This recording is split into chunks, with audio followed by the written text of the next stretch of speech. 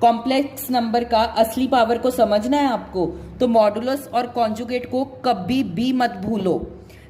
तो आज की रील में हम करेंगे मॉडुलस और कॉन्जुगेट को। अगर मान लीजिए आपके पास z नाम का एक कॉम्प्लेक्स नंबर है।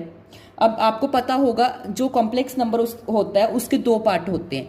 इसको हम बोलते हैं आयोटा, जो आयोटा के साथ लिखा जाता है उसको हम बोलते हैं इमेजिनरी पार्ट, और जो आयोटा के बिना लिखा जाता है उसको हम बोलते हैं रियल पार्ट। अब मॉडुलस के लिए आपको सिंपल क्या करना है, जो भी आपका a है यानी कि रियल पार्ट है, और इमेजिनरी पार्ट का जो कोफिशिएंट है जो साथ लिखा हुआ है, उन दोनों का आपको अनरूट के अंदर स्क्वायर कर देना है, तो आपका मॉडुलस आ जाएगा।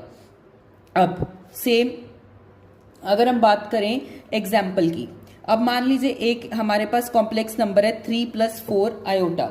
अब इसका आपको क्या फाइंड करना है, मॉडुलस। मॉडुलस के लिए मैंने आपको बोला है रियल पार्ट का आप क्या कर दीजिए, स्क्वायर कर दीजिए, इमेजिनरी पार्ट का भी स्क्वायर कर दीजिए अनरूट के अंदर। स्क्वायर करोगे आपके पास आएगा √25, √25 आपका क्या होता है, 5 होता है।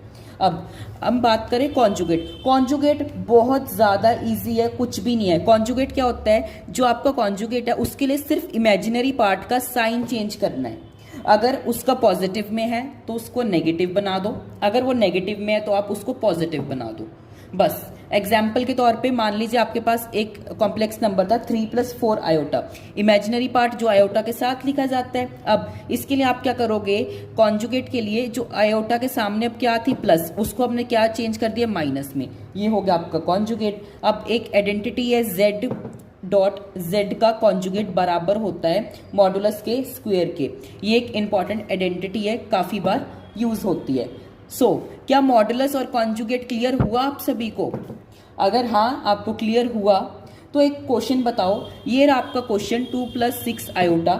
इसका मॉडुलस भी फाइंड करना है आपको, इसका कॉन्जुगेट भी फाइंड करना है। कमेंट सेक्शन में